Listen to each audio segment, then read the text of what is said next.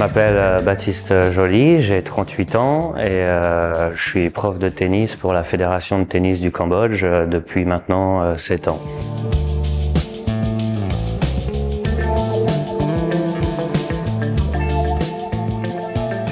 Oui, ça a commencé il y a à l'âge de 5 ans, quand j'ai pris mon premier cours de tennis. J'ai tout de suite eu envie d'être prof de tennis. Et du coup, j'ai suivi le parcours classique français, c'est-à-dire donner des cours à partir de 16 ans avec les diplômes d'initiateur, passer les examens de brevet d'État. Et puis, je suis parti après faire quelques expériences à l'étranger avec le Club Med, par exemple, ou en Suisse en travaillant pour des hôtels de luxe ou même dans des écoles internationales. Et après, je suis arrivé du coup au Cambodge, où il y a récemment, en 2020, j'ai passé un certificat de préparateur mental pour ajouter encore une corde à mon arc et puis aider les joueurs à se développer encore plus dans leur pratique.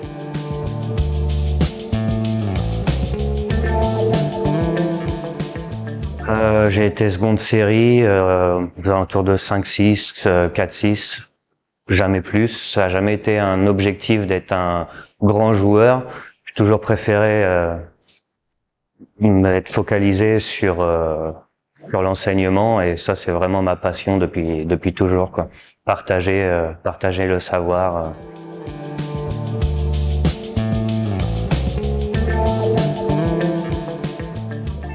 C'était un hasard de circonstances. En fait, j'ai retrouvé un ami sur les réseaux sociaux qui s'appelle Guillaume Manceau et qui a partagé, on va dire, toute ma jeunesse dans mon club d'enfance à Compiègne, en France. Et on s'était perdu de vue justement quand on est parti chacun dans nos études respectives. Et puis, je cherchais une association dans le tennis et il était, lui, au Cambodge et il m'a parlé d'une association ici. Et en fait, je suis arrivé au Cambodge comme ça, vraiment par hasard, si on peut dire.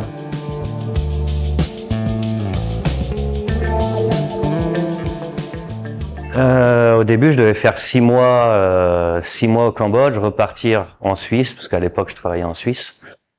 Et je crois qu'après une semaine, j'avais déjà décidé de plus revenir et de rester au Cambodge. J'ai adoré ce pays, c'était vraiment le dépaysement total, ce que je recherchais en fait, quoi. Une nouvelle vie et découvrir autre chose.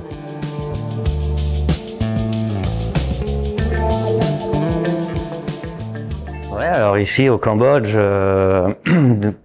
spécifiquement pour ma part, je m'occupe du programme de tennis à Kep pour la fédération de tennis du Cambodge. Après, on est une équipe. Il y a aussi, on est plus de 25 coachs au Cambodge entre Battambang, Siem Reap, Phnom Penh aussi. L'objectif, c'est de donner des cours dans des écoles publiques ou alors des cours privés, de développer les juniors pour justement amener cette nouvelle génération. Dans un second temps, je travaille avec toute l'équipe de tennis Cambodia qui est sur Siem Reap, Phnom Penh et Battambang comme Brian ou Kenny, Diman. L'objectif, c'est de développer, on va dire, les joueurs, mais aussi les coachs. C'est pour ça que depuis un certain temps, je suis aussi focalisé sur l'entraînement des coachs pour améliorer la qualité des leçons aussi au Cambodge. Et puis de grandir tous ensemble au sein de la fédération, parce qu'on est vraiment une famille et on est toujours en train de s'entraider et de donner le plus de savoir possible à l'équipe. Et comme là, en ce moment, par exemple, on a un coach Amara qui vient de France, qui a fait une année sabbatique dans son club pour venir justement donner de son expérience au Cambodge pour une année et partager tout ce qu'il a à partager avec tout le monde, avec les coachs, les joueurs, et développer au maximum la fédération.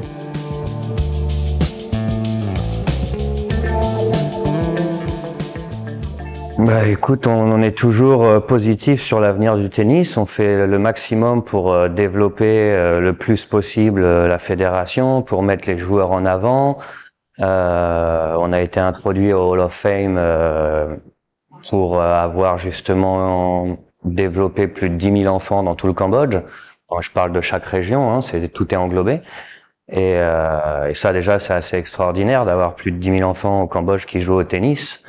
Et puis à côté de ça, on essaye de développer les tournois régionaux, les tournois nationaux, amener les enfants aussi à faire des tournois internationaux, comme là au mois de juillet, je suis parti en Thaïlande pour une rencontre internationale entre la Thaïlande, la Malaisie, l'Indonésie. Et ça, c'est ça qui rend le métier extraordinaire, parce que c'est des enfants qui entre guillemets sortent de nulle part, de la campagne, qui se retrouvent avec un passeport, qui ont la chance de voyager, de se faire une expérience, de voir ce qu'il y a à l'extérieur, et de continuer dans ce chemin-là, de progresser au tennis et de pouvoir, pourquoi pas, représenter le pays dans d'autres compétitions internationales, et ça jusqu'à l'âge de 30, 35 ans, et de devenir coach après, quoi.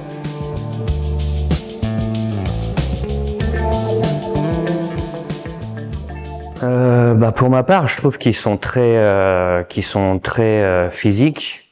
Un point essentiel aussi, je trouve, qui peut porter à défaut de temps en temps, mais c'est aussi une culture bouddhiste au Cambodge, et je trouve qu'ils sont beaucoup dans l'instant présent, et ça c'est une qualité qui est aussi très importante sur un cours de tennis, d'être dans l'instant présent, de pas trop penser aux erreurs qu'on a faites ou justement à vouloir gagner avant d'avoir gagné. Et ça, je trouve, c'est des super qualités quand on est sur un terrain de tennis, donc c'est ce qu'il y a à développer. Après, les points un petit peu plus difficiles, si on parle du niveau professionnel, c'est sûr que ça englobe beaucoup de facteurs, comme par exemple la nutrition.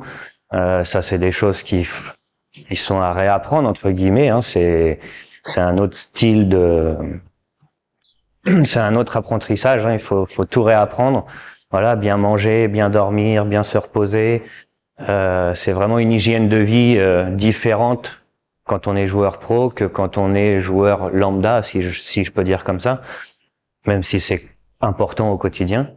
Et voilà, ça c'est des petits facteurs où des fois il faut justement leur apprendre à bien se nourrir, à bien s'hydrater, à apprendre que le repos fait partie aussi du travail. Voilà, c'est tout plein de petits facteurs où il faut essayer d'agir pour améliorer petit à petit.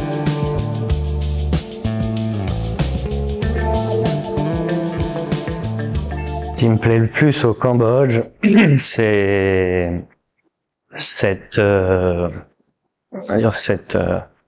tranquillité qu'on a au quotidien à Kep. On a la plage, on a la mer, on a la montagne, la nature, c'est très calme. Moi, j'adore justement les endroits très calmes. Je suis pas quelqu'un qui aime la ville, donc je me retrouve complètement ici. Cette tranquillité de vie qu'on a, et c'est vraiment ça que je recherchais en fait en quittant l'Europe. J'avais envie de découvrir quelque chose de complètement nouveau qui puisse justement m'apprendre aussi sur moi-même et voir autre chose, juste voir autre chose, apprendre autre chose.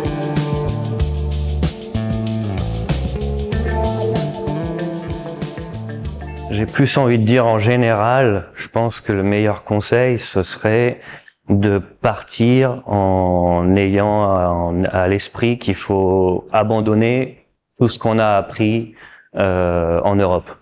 Je pense que c'est la meilleure façon de s'adapter, revenir avec des yeux nouveaux, un état d'esprit nouveau, et justement les choses qui fonctionnent complètement différemment de chez nous sont pas forcément mauvaises.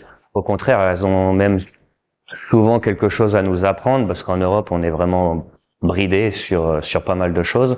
Et là, on a la chance et l'opportunité de se redécouvrir, en quelque sorte, de vivre un peu une renaissance en allant découvrir des pays qui ont un fonctionnement complètement différent. Et je trouve que c'est ça vraiment le plus important, quoi, de venir avec un esprit nouveau et s'abandonner pour réapprendre quelque chose sur soi-même aussi.